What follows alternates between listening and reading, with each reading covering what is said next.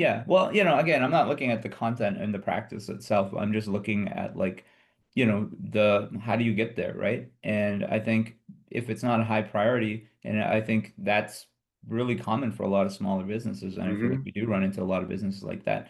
And just in the sense that in the same way that you wouldn't, we're saying to be open-minded to everything. If somebody came along and it's like, well, I never did any of the psychological safety stuff, and I built this company, I just need to get it to the next step. I feel like that's a lot of what we see, right? And in the same way, we would be like, yeah, great, right? Maybe you should consider it, but maybe not.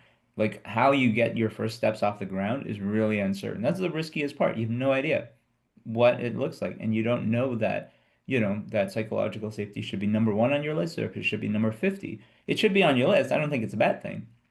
But, as you know, starting like small businesses, you start with whatever you've got and you try to get it to that level where one day you would love to build a culture of psychological safety. You'd love to build a culture in the company that you're building.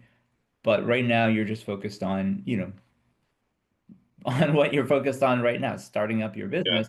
Yeah. And then one day you get to that point, and I feel like this is what a lot of our customers do look like. You get to that point where you're now scaling up. You're purchasing tools. You're using an LMS instead of just Yeah. calling people in person. And suddenly, there's this new thing, psychological safety. You're now building a culture.